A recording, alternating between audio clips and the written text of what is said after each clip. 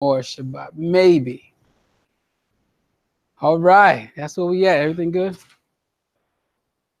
Okay.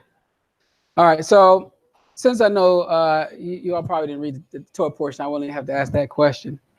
However, I will say we're going to go over 3 of them today. And it's still going to be the same length as 1. Okay. All right. So we got these 3 that we're going to go over. Huh? I had to wake them up. Yeah. And he went, give ear, and this is the blessing, right? So elech, which is, and he went, the root of that word is halach.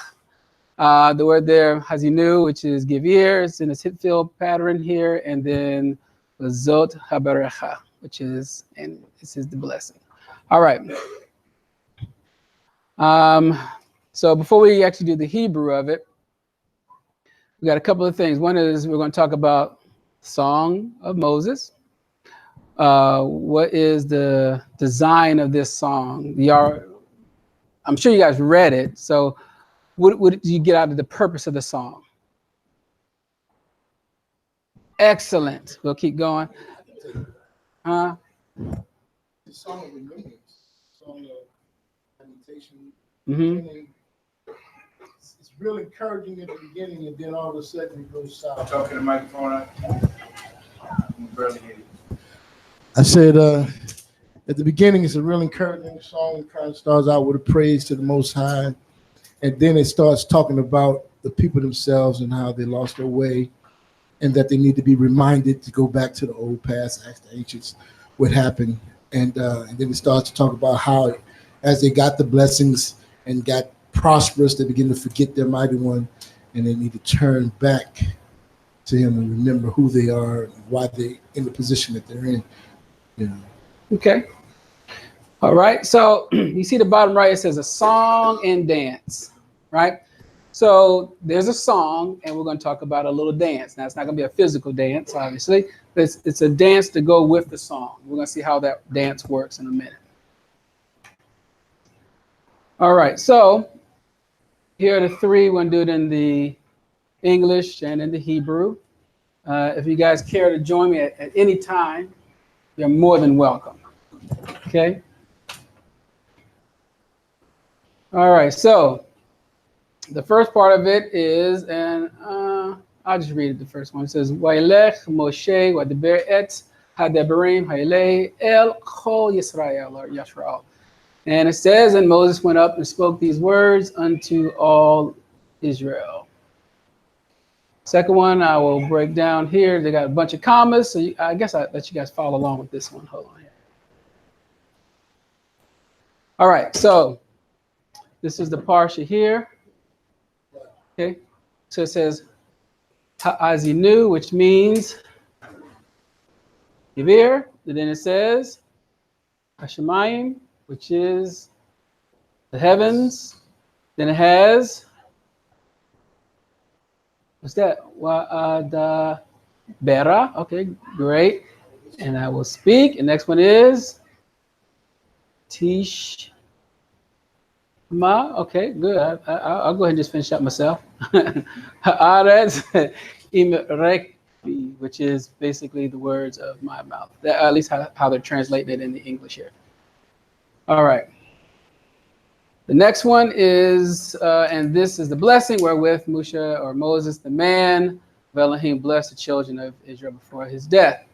So, Beracha is where we'll stop, and I'll read the rest here. It says, Wazot ha-beracha, which just means, and this is the blessing. Then, Asher, Bara, Moshe, Ish, Elohim, et b'nei Israel, lifnei moto. Okay, and it just means, and wherewith Moses, man of Elohim, blessed the children of Israel before his death. All right, so the Song of Moses. So before we get into it, we're going to just really brief what we talked about last week, and then we're going to go into the song itself.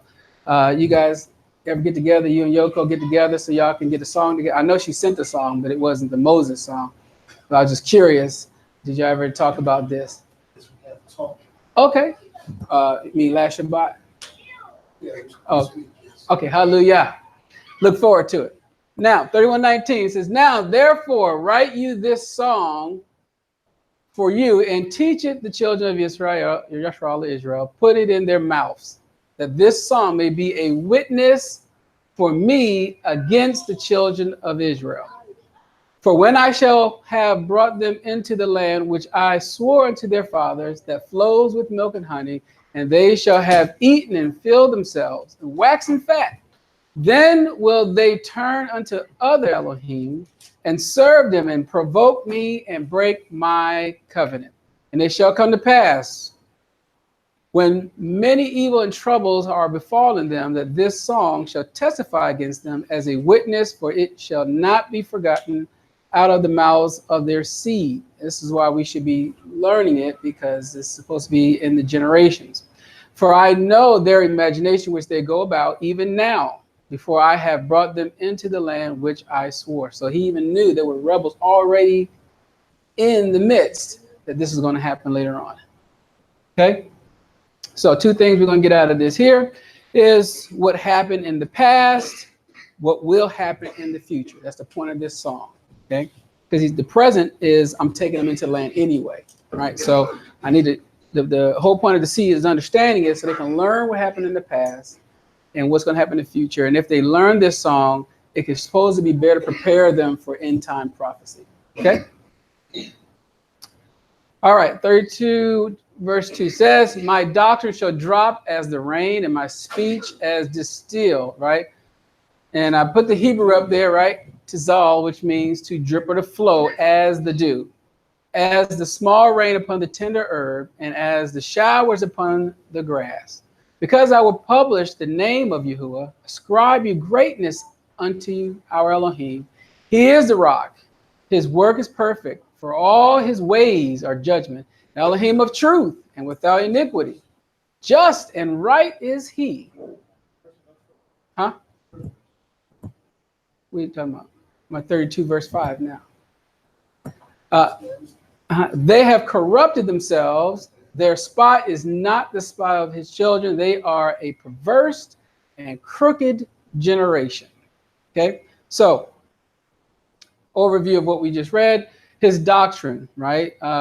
Lechi means my teaching or my instructions, right? It is a picture of rain, right? So his word is supposed to be a picture of like rain coming down, right? And then it says his speech, Emirati, which means my words, is likened to dew that is distilled. So we understand what distilled means. The tender herb and the grass is a picture of mankind. That is us. Huh? Oh, yeah. In the ear. Yep. There'll be two witnesses on verse 1. Number 4, it says the rock is perfect. His ways are judgment over us. He is the truth. He has no iniquity. He is righteous and straight. You know, he's Sadiq and Yashar. He's righteous and straight. And then I have, we are corrupted. Our ways are perverse and crooked. Now, this corruption that they had is a little different from the corruption that we have today. But nonetheless, we all got to realize we are corrupted to a degree, right? Everyone will have to agree to that much, right? All right. So, but you see how much he talks about how good he is. Everyone sees this, right? All right. So why was it necessary for Yahuah to make this comparison? Think about last week's Parsha. Like, why is he telling you how good he is? Is there any reason why he needs to say all of that? Okay. It's a reminder. It's a reminder of his goodness. Okay. So he wants us, he's reminding them just how good he is.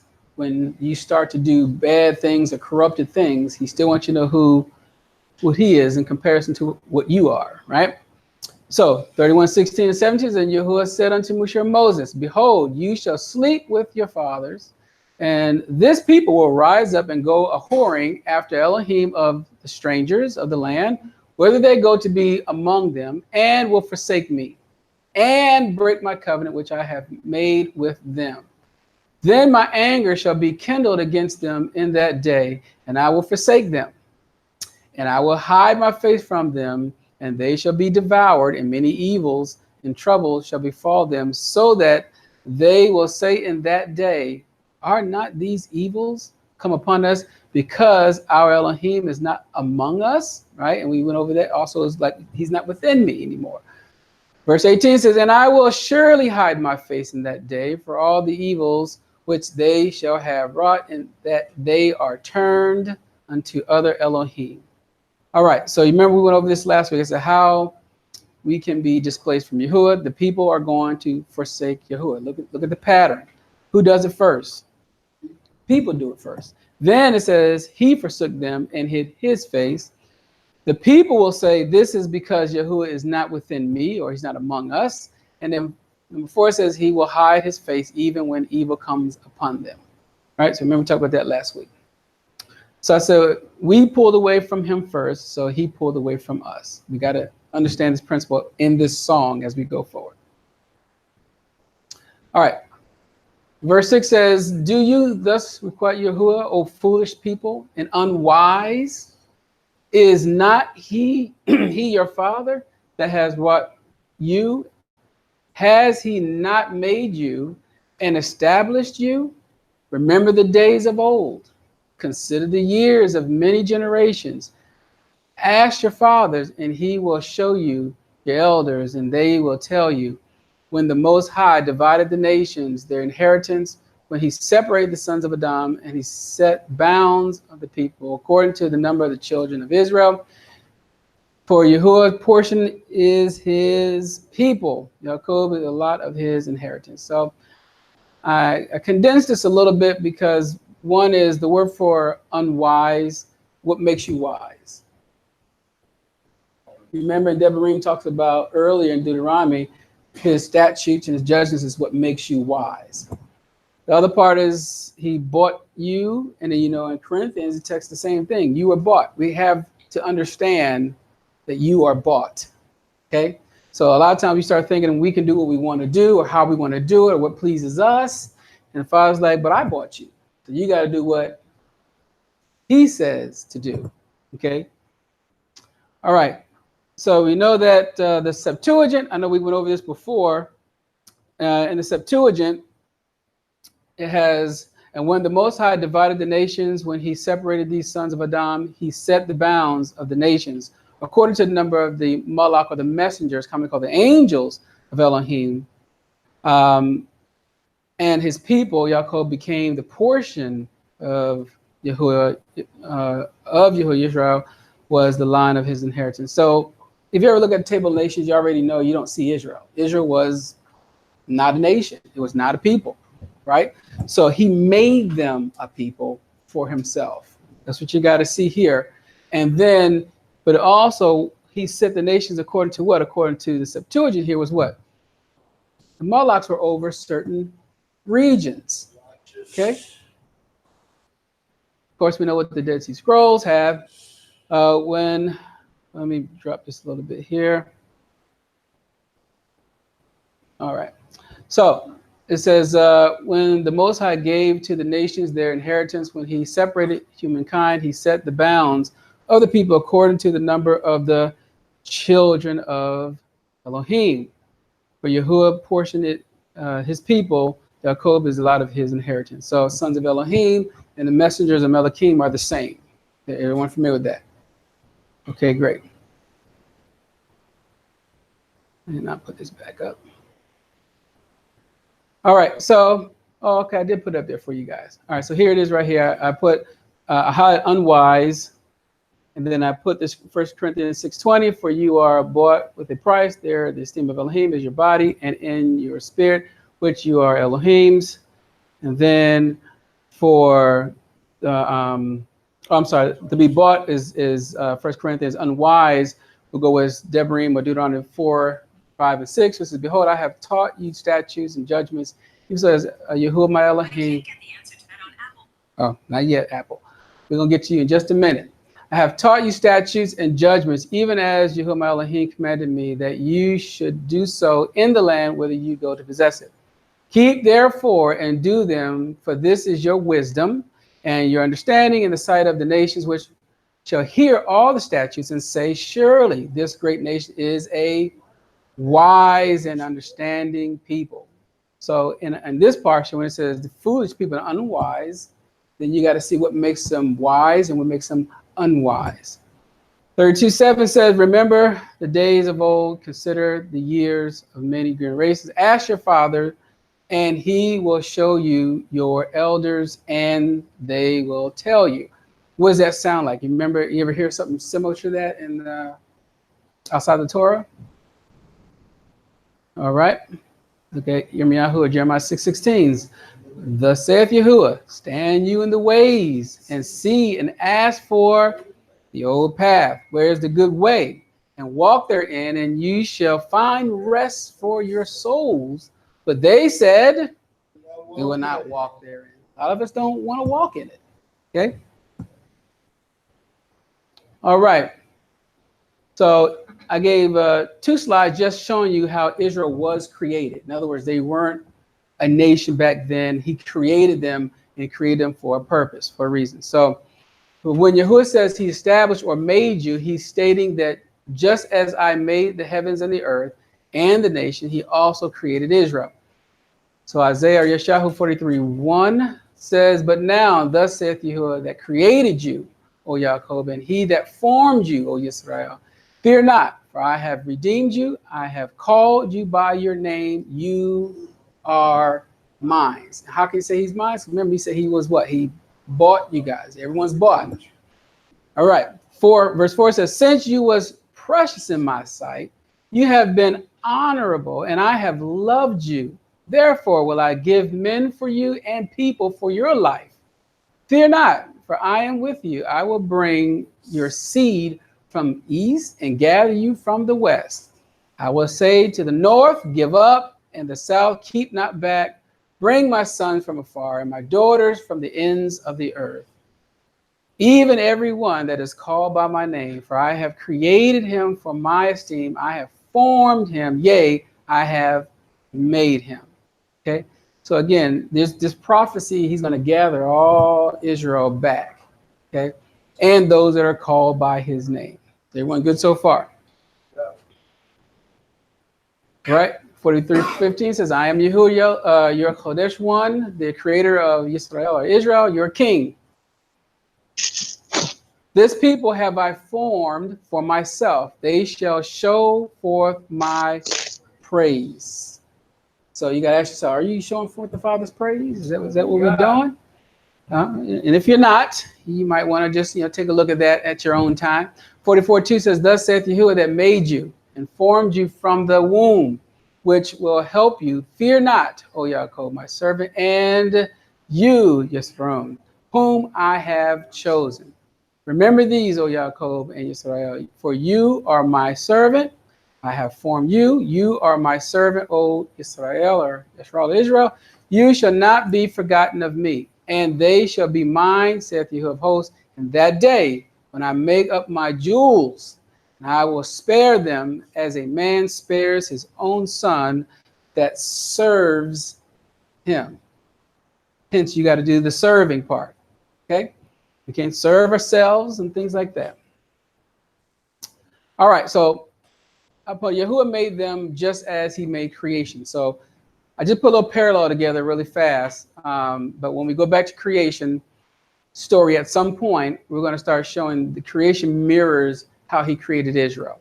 But for we have similar traits to creation. We are likened to the things that were created. Trees, right, which are beings. Everyone have read that. We went over that in a series that shows that their trees are actually spiritual beings as well. Stars, memories, are beings, right? Sun, beings. Moon, beings. Land is names and places. Israel, and you're called Israel. Zion, and you're called Zion, right? Just dealing with the land. Fruit deals with your traits, right? You'll know them by their fruits. Seeds, that's the source of that fruit. You would know what seed a person is once you start seeing what type of fruit they produce. Okay, and then made to be appraised. That's what we were made to do. So we are made for him, not for ourselves. We have to recognize that our existence is only because of him. Okay? Yeah. All right, back to the song. 32 verse 10 says, he found him in a desert land and in the waste howling wilderness. He led him about, he instructed him, he kept him as the apple of his eye. Now, so I did put the Hebrew here, but for all intents and purposes, we'll talk about it in just a minute. So the apple of his eye, where's that apple at? The very center of your eye. You are the center of his eye. Everyone gets this understanding, right? Okay. See the apple, right? And of course, you all know, bam, you got to get it. You got to get it. I'm telling you. That's why he made the apple. Okay, you said they had a question? Uh-huh, okay. What's the question? Who? Oh, okay. Someone had a question? I have a question. Be honest with me. Okay. All right. We'll keep going. So the word there for howling wilderness is highlighted there, and it has the word there, ubtuhu, right? Ubtuhu, which is, have you ever heard that before? This word here. You have? You just don't know it yet. So Bereshit, Genesis 1:2 says, and the earth was without form, right? Remember, tohu, we're reading in Hebrew Semitic, and void, and darkness was upon the face of the deep, and the spirit of Elohim hovered, as they would say, moved upon the face of the waters. So now, well, it's really, it literally, I'll just read, first I'll read it in Hebrew, but I want to share with you the word merachefet here. But it says in Haaretz, Haaretz, Haita Tohu Bohu Wachoshek Al Panei Hataham Baruach Elohim Merachefet Al Panei Hamayim. And the word there for you see is Tohu right here. You see this going with this right here. Okay, Merachefet literally means to hover or to flutter, to hover or to flutter. Okay, so in this psalm, I was going to talk about how you'll see bohu here, but I'll do that another time. But my whole point is he's sharing with you in this song, taking them back to creation.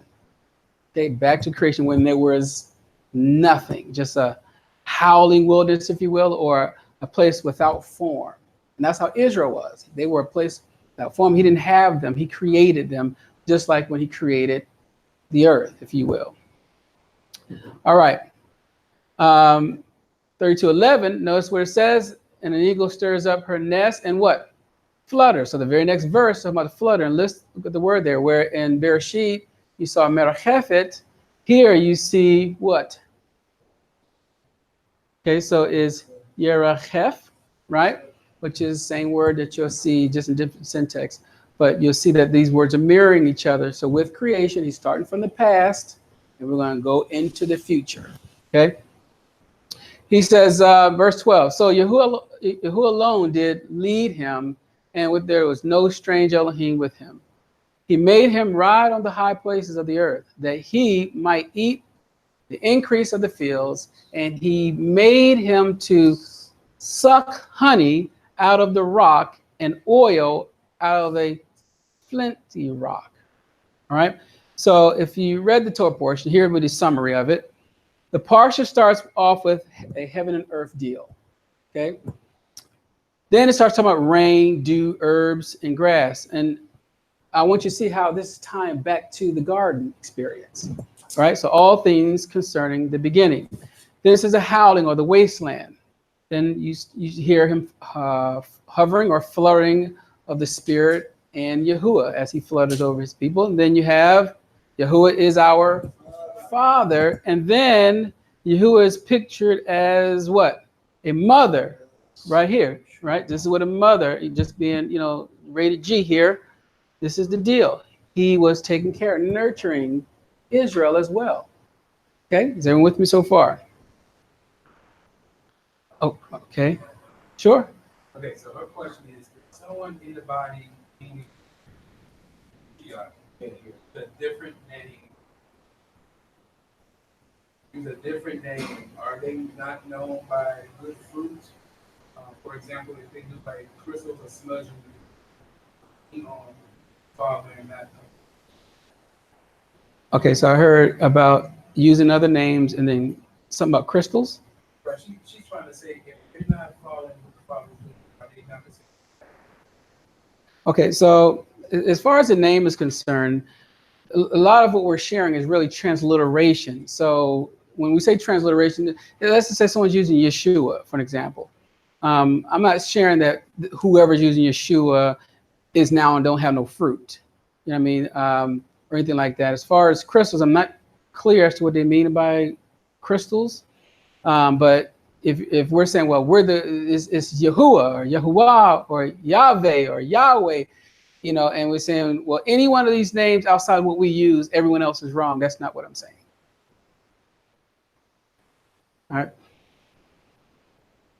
All right. Verse 15 says, but your throne waxed hot and kicked. You are waxing fat. You are grown thick. You are covered with fatness. Then he forsook Elohim, which made him, and lightly esteemed the rock of his salvation. They provoked him to jealousy with strange Elohim. With an abomination provoked they him to anger. Now this is 17, because we're going to talk about that. It says, they sacrificed unto devils, or a better translation probably, I really won't say better translation, but in the English here, they got devils. Other translation has demons, right? So Shadim, we'll talk about that in just a minute. Not to Elohim, to it says not to Elohim whom they knew not, to new Elohim that came newly up, whom your fathers feared not. Of the rock that begat you, you are unmindful and have forgotten Elohim that formed you. And when Yahuah saw it, he abhorred them because of the provoking of his sons and of his daughters. And he said, I will hide my face from them. I will see what their end shall be, for they are a very forward generation, children in whom is no faith. Now, if you look at 17, can someone tell me what that's all about? Just off of your study. Tell me what this means there. We'll talk about the actual word shadim in a minute, but when it says not to Elohim whom they knew not, to new Elohim that came newly up, whom your fathers feared not. What does that mean? Would that be idols that they created? Okay. So Psalm talks about the idols in other nations, but do you also understand that there were Melachims or watchers that was over them that they were worshiping as well? Y'all familiar with that story, right? Like in Daniel, right? They talk about, you know, how he came down to get Daniel's prayer. He was held up from the prayer. Who held him up? The Prince of Persia. Well, who's the Prince of Persia? Right? So you got to get back into those things. But my whole point is that these other these are also called Elohims, is what I'm getting at. All right, so that's the first thing. The word there, sacrifice to who? I put, okay, so we know it's Shadim. So this word is translated as demon. However, a question should come to mind. Is there another name that a righteous being that shares the same root as Shad? The word there, Shadim, is in its plural form. Shad is in its singular form. Yeah, right. So is it what? Shaddai. So question becomes, why is El Shaddai sharing the same word as Shadim? How is that possible? Now, I know we're going to look at the Strong's Concordance. We're going to look at the modern dictionaries. My question to you is, if this is wicked, this word, how then could the root of this word be a part of something of the Father? Anyone know? Okay. So I put Genesis 17:1, where you can find it, where it says, and when Abram was 90 years old and 9, Yahuah appeared unto Abram and said unto him, I am Almighty El, right? Ani El Shadi, right? Or Shaddai. And it said, and I put, it does not mean my breath or my breasted one, because that's what a lot of translations say, right? Okay, so but my point is, you see this here. Okay, you see this here, and you're going to see they share this same root. Okay. Now, just for time's sake, I put, how do we understand the Hebrew concerning this word? So El Shaddai means El, my spirit, or some scholars say El of spirits. Okay. And then, so Shed was another way of saying spirit or protective spirit. Okay, we're going to see that in just a minute. So when we read they sacrifice to Shadim, this means they sacrifice to spirits, okay, or protective spirits. Remember, they were in charge over certain things, who is not Elohim. That's what that means. What spirits? The one we read earlier, 32 verse 8-9, was referring to each nation was given a malak, or to watch over or protect, if you will, that nation, and was given them as an inheritance. Just like we are his inheritance, they had an inheritance. Okay, is everyone with me? So I'm not going to get into how this inheritance works, but just understand everybody had an inheritance. All right.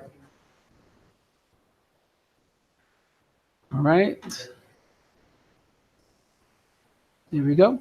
So 32 verse 21, it says, they have moved me to jealousy with that. Whoa.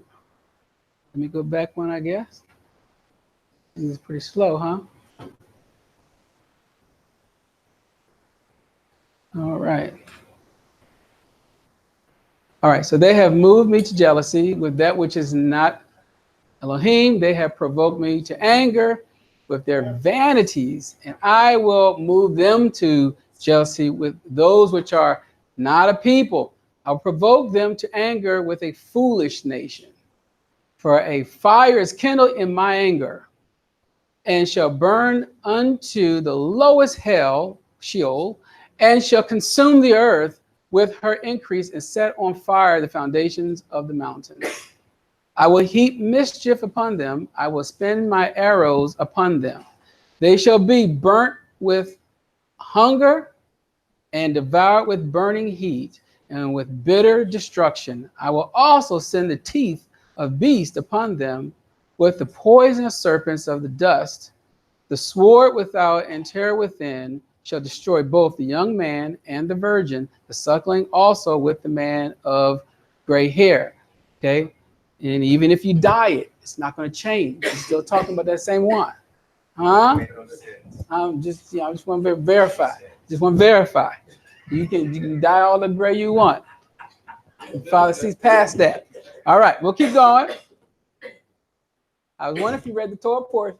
All right.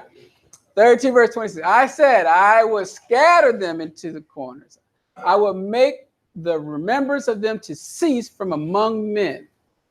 Were it not that I fear the wrath of the enemy, lest their adversaries should behave themselves strangely, and lest they should say, our hand is high, and Yahuah has not done all this.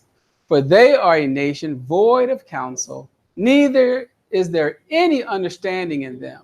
Oh, that they were wise, that they understood this, that they would consider their latter end.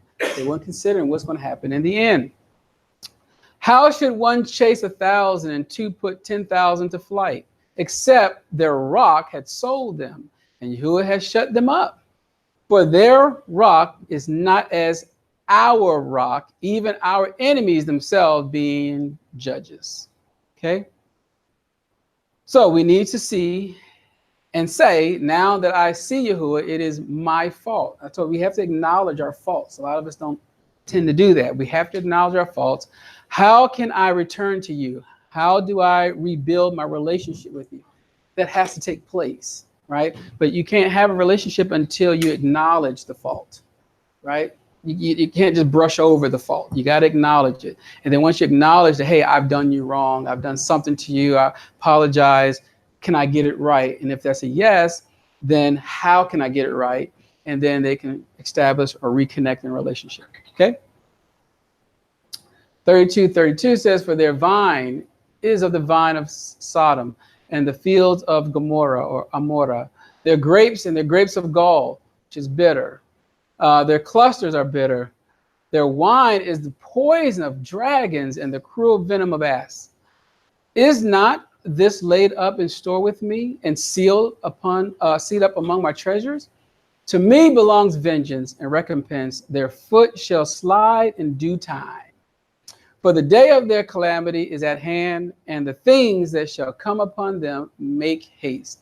For Yahuah shall judge his people and repent himself for his servants when he sees their power is gone, and there is none shut up or left.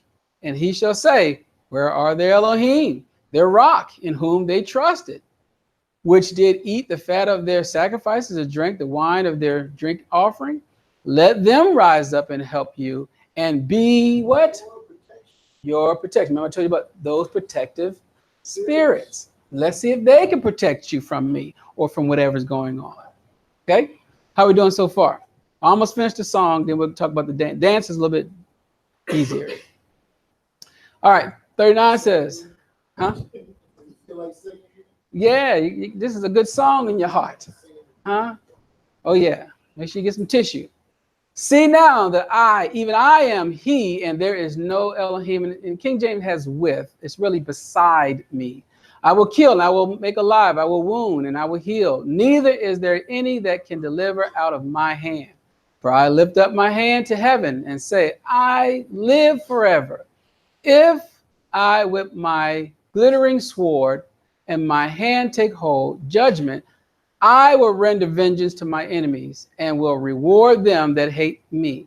I will make my arrows drunk with blood, and my sword shall devour flesh, and that with the blood of the slain and of the captives from the beginning of vengeance upon the enemy. Rejoice, O you nations, with this people, for he will avenge the blood of his servants, and will render vengeance to his adversaries, and will be merciful unto his land and to his people. So see, I was starting to curve a little bit, right? It's a whole bunch. Then we're going to see what's happening at the end.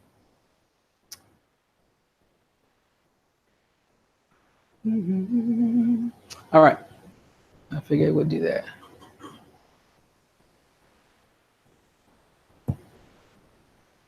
It might need an update. All right. All right. So, and Moses came and spoke all the words of this song in the ears of the people. He and Hoshua, the son of Nun, and Moses made an end of speaking all these words to all Israel. And he said unto them, set your heart unto all the words which I testify or witness among you this day, which you shall command your children to observe to do all the words of this law. For it is not a vain thing for you, because it is your life. And through this thing you shall prolong your days in the land, whither you go over Jordan to possess it. And Yahuah spoke unto Moses that self-same day, saying, and we're not going to go over what self-same day is. I had a whole lesson for that by itself. But anyway, I would like to share a love celebration that will put this song and our actions together. So everyone saw the song. Everyone read the song, actually, right? All right, so we see the song. Let's look at the dance. Now, the dance was just before. So but my question is, normally when you hear a great song, what do you do? Let's say in your house or at a friend's house, what would you do? A good song. You clap. Sing along? Okay, all right. So some of y'all got rhythm. Okay. All right, so I said most people would dance, maybe a little crying, depends on if it's a slow jam, you know, that person might did something to you. Okay, but what I want to share is Yahuah has a dance, and I would like it, I will call it, because when you move, he moves. See, I can't coin that. All right, my bad. Okay, my bad. Someone got that? Look at these brothers dancing. Look at the Morehs in there. What do you see they're doing? That's immersion. Those brothers, the Morehs in California. We went out to, me and my dad went out to California. I won't tell you what happened with my dad out there in that water and how close he had to stay to them buoys. So we'll keep going. Look at our kid, Brother Clarence helped us out, right? Look at them brothers, okay? The dance. We're going to talk about this dance because obviously this Moses dance, if you will, or the dance that we're going to go over dealing with inside of the law of Moses, you're going to see another dance and a song in Revelations. We're not going to go over that today. Okay? All right, so let's see where this dance is in the scriptures. It will take 7 steps to enjoy this dance. 7 steps. Once the dance is in motion, he wants you to remember his song. Okay? Is everyone with me so far? All right, so let's look at this dance. 30 verse 1 says, and it shall come to pass, when all these things are come upon you, the blessings and the curses which I have set before you, and you shall call them to mind among, and okay, so I put among all nations, whether Yahuah your Elohim has driven you. So I got the Hebrew there just so you can see that it's kind of translated a little bit different. So if you look at the Hebrew there, I'm going to try to take a quick hit with this. Washabota el lebabecha. Great. So it says, and you will return it to your heart. That's what it literally says. We're going to see what that means in a minute. You're going to return to your heart. And then it has Bekol. Now, Bekol, now, in the King James, it has all the nations. But if you look at it, it says Bekol. So it's among all the nations, whether Yahuah your Elohim has driven you. But anyway, in this verse, it is talking about his people in exile. It is also stating that we should return it to our heart among all the nations where we have been scattered to. Do anyone know what that it is? His laws, his statutes, his commandments, right? Okay, great.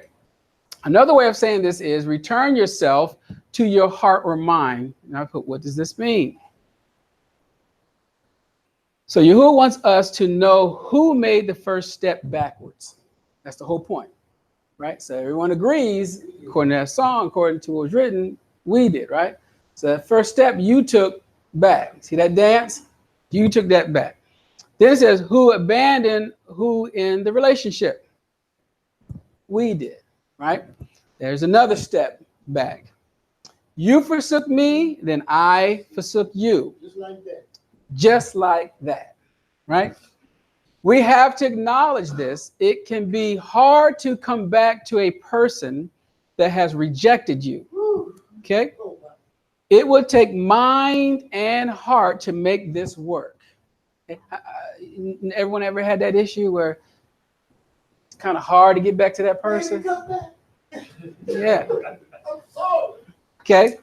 So it's going to take that mind, it's going to take that heart for this to work. It says, once you understand the condition or conditions of your heart, that must mean what? You got to search your heart to see just how bad this thing really is. Okay. You then must put his word, his will, his voice back into your heart or mind. So he's not even going to think about you until you do this step. Okay. But that's a step that could be done even among us. Is what I'm getting at here. But if you try to get that connection with the Father, these things must be done. Okay? All right. So I got a little color-coded thing. So in step 2, so you guys just read step 1, what we have to do, right? Okay. So there's 4 stages to step 2. It's just not that easy. Okay? Everyone gets me? It's just not that easy. So I put a little color code in there. There's 4 different colors there. It says, and you shall return, and King James has, unto Yahuah Elohim, and shall obey his voice according to all that I command you this day, you and your children, with all your heart and with all your soul. Now, if you look at the Hebrew, though, it doesn't have unto, right? So if you look at this here says, Vishabta, and then look right here. Ad Yahuah Elohecha. Right? So what this is saying is unto Yahuah. But it doesn't sound good in English, right? So we're going to see what this means in a minute. So what we're going to do is we're going to go over these 4 steps really fast. So how to understand this is going to be in verse 10. To understand these 4 stages, you're going to find them all in verse 10. Okay? Everyone with me so far? Not lost? Great. So it says, if you shall hearken unto the voice of Yahuah your Elohim to keep his commandments and his statutes, which are written in this book of the law or instructions, and if you turn unto Yahuah your Elohim with all your heart and with all your soul. So of course, I put the Hebrew up here because that's not what it really says, right? You got your King James here. So if you look at here, it says key or this, and then it's teshub, right? Return. L is, you can say to or unto. That's this right here is no problem. It means the same. Yahuah Elohecha, Yahuah your Elohim, right? But what I'm saying is this word here in the King James is unto, right? And the King James has unto again, and notice there are 2 different Hebrew words. Okay, everyone sees that, right? All right, so why? We'll see in a minute. So what does it mean, return until Yahuah and returning to Yahuah? Does anyone know? Right, because, okay. Until means I will return until I get to Yahuah. I am always trying to get to him, but may not make it there. Things are in the way that is preventing me from making it to Yahuah. Okay? Is everyone with me so far? Some people are trying, but they keep allowing certain things to get in their way. You know, so I got it. But we're going to see how this goes a little bit further as we go through all these little stages here. Now, 2 means I will return to Yahuah. I made it to him. I have a relationship with him. No one can come between it. So one is you're very close to making it to him. Another one is you have a connection. You have a relationship with him. Okay? Is everyone so good so far? So we'll see these examples and keep going. Until. Uh-huh. Return to get to them. Luke 13. Did you want him to have a mic or something, you said? Oh, okay. Okay, I got you. Uh-huh. That until I will return till I get there. I'm always trying to get to him, but I may not make it there. It kind of goes with what Mashiach said in Luke 13, 23, 24. Then said one of them, Edom, are there few that be saved? And he said unto them, strive to enter in at the straight gate. For many I say unto you, will seek to enter in and shall not be able. A lot of people strive to get in, but there's going to be something preventing them from I want you themselves. I want you to take note, though, in both places here, it's just like the 5 fools and the 5 wise. Both know he's coming. But one is allowing something to get into the way, the other one is not. Right? But we'll see a little bit more in just a minute. All right, so the next one highlighted here. So we just talked about this one here. Okay, so we're going to move to the next one. All right. So in this here, it says at the top, keep in mind where it says you and your children with all your heart, with all your soul. Right. And then you look at 30 verse 10. And you have it, and you shall hearken unto the voice of Yahuah Elohim to keep, which we'll talk about just a minute, his commandments and his statutes, which are written in the book of the law. But then it says, with all your heart and with all your soul. So everyone sees that they're parallel each other somewhat, right? All right. So I said how it is expressed. And so 30 verse 2 is the heart, okay, emotions, a longing for, but not understanding how to connect between love and works. Okay, so no action, all are absent in this step. Okay, you don't see the word, what's this word? Y'all know this one in Hebrew. shamar, right? Keep or guard. You notice it is in this one. So he says here, the heart, emotions, and hands, which we'll see in just a minute, the actions. So notice both steps are in this verse. The action showed how love is shown to Yahuah or in mankind. So this one here, if you keep it, if you guard it, then there has to be an action to prove that. You know, if you're guarding something, if you're keeping something, it produces a specific fruit, if you will. But over here, you hear about it, but sometimes you don't want to keep it, you don't want to guard it. Is everyone with me so far? Then lost note. Okay, great.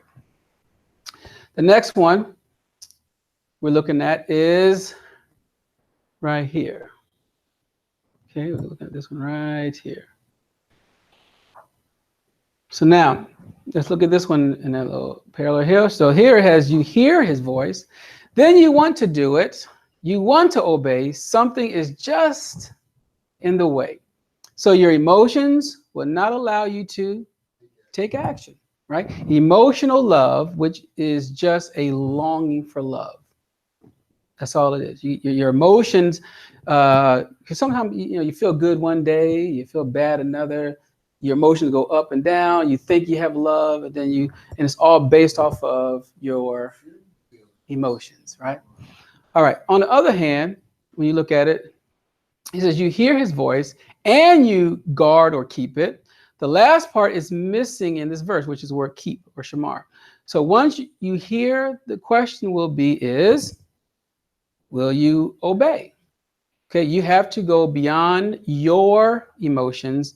His will trumps yours. You have to agree to that. That's what I'm saying. You're going to lose control, however you view this.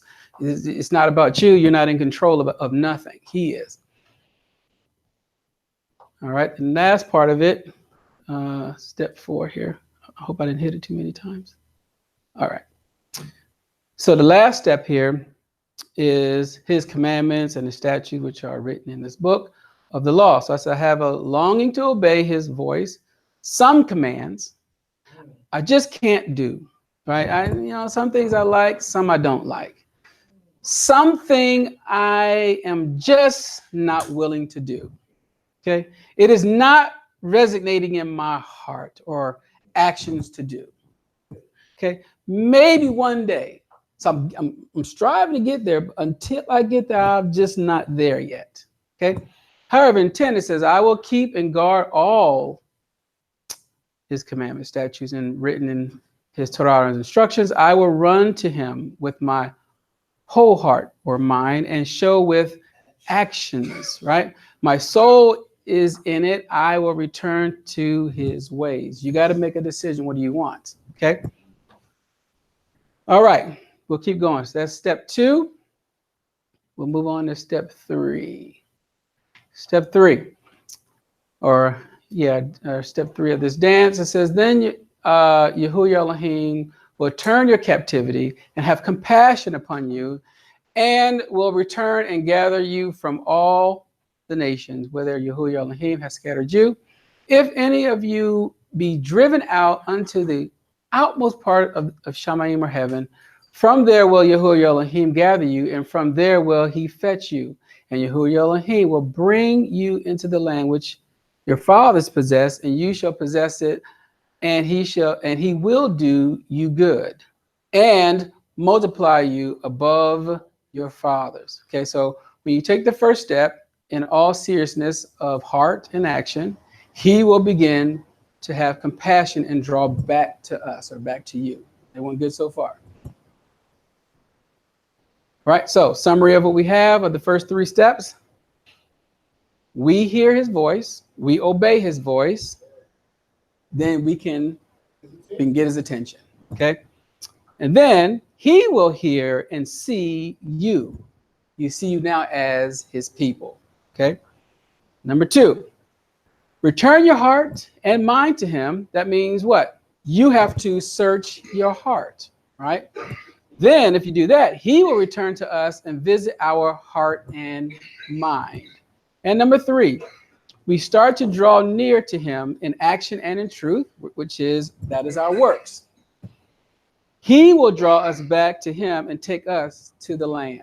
That's how we're going to get there. But if we're not doing these things, you're not going to the land. You got to be honest with yourself. All right. Step 4. And Yahuah Elohim will circumcise your heart and the heart of your seed to love Yahuah Elohim with all your heart and with all your soul, that you may live. All right. So when you see these steps together, you can begin to follow the dance.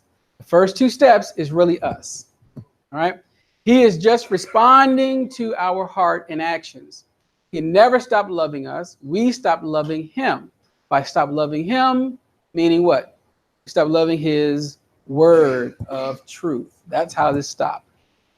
The third step is Yahuah. He begins to gather his people back to the land. Why? Because we have made up in our heart that we can have it. We release control of our heart and mind. Think about what he wants in your life. You have to see it as good. Okay, and it is necessary for you, especially in the returning stages. And then the 4th stage, which we're talking about here, is a joint effort, right? We will circumcise our hearts, when we talked about that last week, and he will also circumcise your heart with his ruach, or with his spirit. Okay, it's a joint effort. Someone wants to know in verse 4, what is meant by the article parts of? So out of our heaven. So it's like saying, in layman's terms, like the 4 corners. That's all. All right, step 5. And Yahuah Elohim will put all these curses upon your enemies and on them that hate you, which persecuted you. All right, so the next step is made by Yahuah. Curses will be placed on your enemies, all that have persecuted you. You will see these identifying signs that will let you know who his people are. Okay. Step 6, and you shall return and obey the voice of Yahuah and do all his commandments, which I command you this day. Okay, so when you return, you obey his voice. You do what he tells you, even if you do not like it. Okay, his ways are higher than our ways. His purpose for your life is wrapped up in the obedience of his word. Okay, now we shall see all 3 come into play: mind, heart, and action. Nothing will hold you back. We will be one with our Creator. So if you're willing to do all of this with your mind, your heart, and your actions, only then will he start to see you. Right? He don't want part. He don't want you, ration out what you want to give him. It's all or nothing. All right, 7. And Yahuah Elohim will make you plenteous in every works of your hand, in the fruit of your body, and in the fruit of your cattle, and in the fruit of your land, for good. For Yahuah will again rejoice over you for good, as he rejoiced over your fathers. So these are 2 stages in this, right? You do what he says, obey his word, and he draws to him. And this is what you put your hand to do. He will bless it. He will rejoice over you. So you come to him, and with a whole heart, watch the blessing that comes out of you being obedient. He wants you to understand this.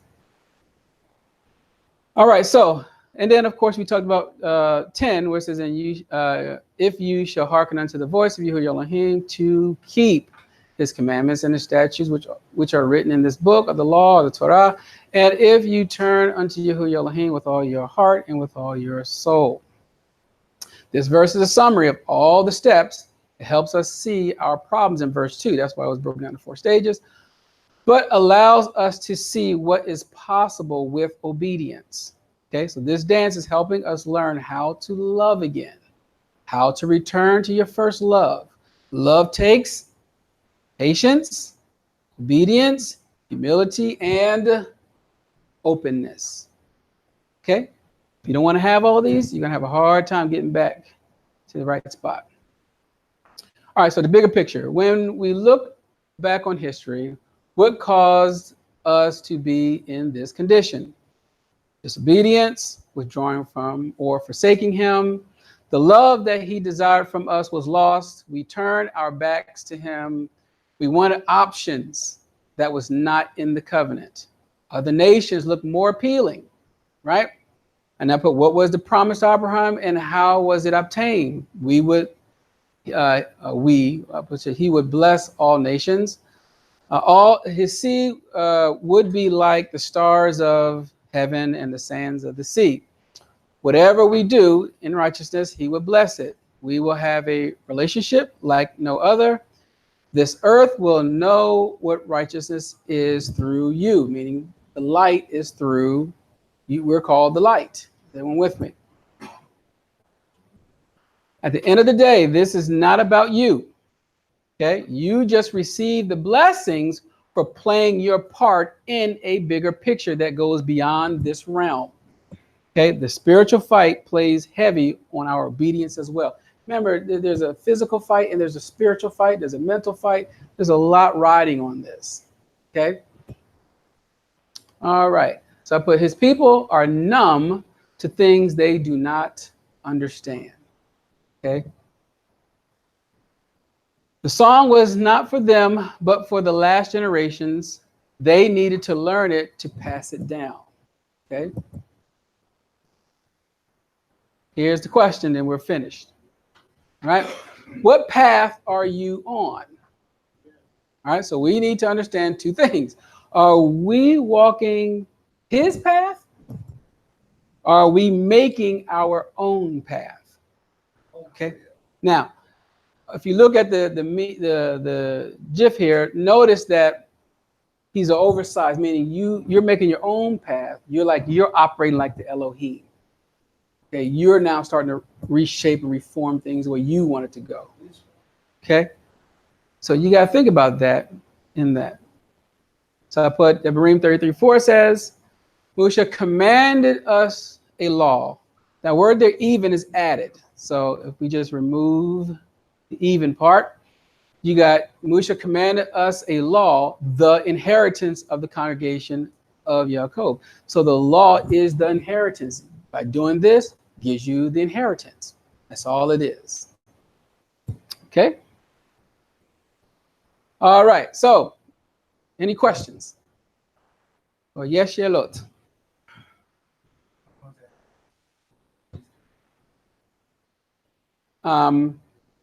Depends on what part. Question. The song.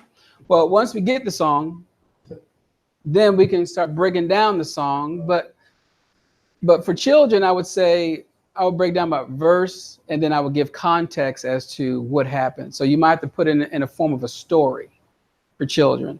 So as you put in a story, and they hear the story all the time as they grow older, then you can start maturing inside the story. I would just really give them paint them a picture, if you will, and then go from there.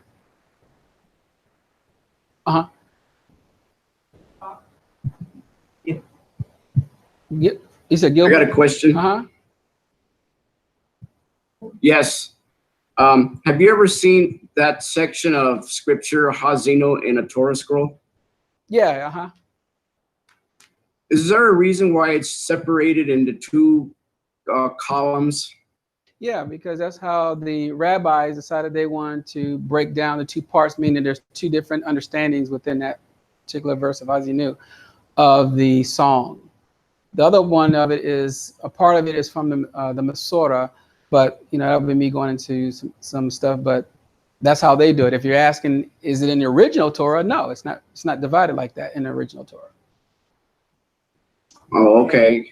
Mm-hmm. Yeah, because I had seen, I have the books called the Interlinear, and they're divided into two columns. There'll be a few words in one sentence, and then there'll be a gap, and then there's the rest will be in the rest of the sentences. There's two columns if you're looking at from a page, and I was just kind of curious about why it was done that way. But you're saying that's not in an actual Torah scroll? It's not written like that? No. If you ever look up, let's just say Dead Sea Scrolls, or if you look at some other, when you get time, maybe look at the difference between Leningrad and the Apple Codex. Look at something that is older, and you'll see what I'm talking about. Okay. Mm-hmm. Okay. Does everyone understand or distinguish the difference between the word and interpretation of the word, as in commentary? Right. So the Father's word is His word. If if it's interpretation, that means that now there's a difference between expounding on what's already written to someone interpreting it in a way that they see it the way it's supposed to be. So if I say, hey, he says, I won't use that one. I'll use one that is kind of common about, no, I won't use that because I don't want to cause no stumbling blocks. But what I'm getting at is that when you interpret something, you can't, if you interpret it and there's nothing backing it, then that's your interpretation.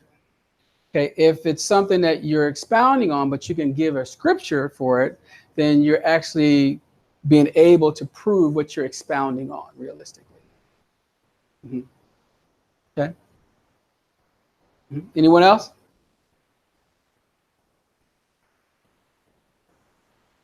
Hello? All right.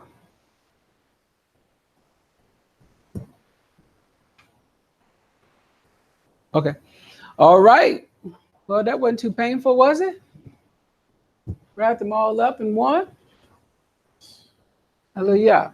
All right. So if all hearts and minds is clear, we can stand and close. I guess you can close them out, the other stuff. Close it out.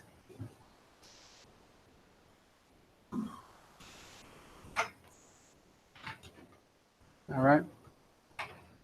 Thank you, Father, for your word and for the lesson, Father. We appreciate your word as we continue to grow, and we ask you, Father, let your word nourish us and strengthen us, and be able, Father, to resonate in our hearts, Father. I know some things, Father, it's in your word are hard to swallow, but we ask you, Father, to help us in our patience and our longing, Father, to get things right, and specifically, Father, to get understanding first. So a lot of times we do things in ignorance and we just don't understand. And we're asking you, Father, for your wisdom, your knowledge, your understanding, Father, to guide our minds and our hearts, that we may conform to your word and we not lean not to our own understanding. We ask you, Father, continue to strengthen everyone that was online today and everyone that's here and those that will hear this word. We ask these things in Yahushua HaMashiach's name. Hel Yahuah and Amen.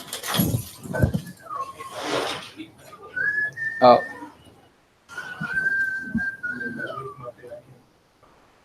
Okay.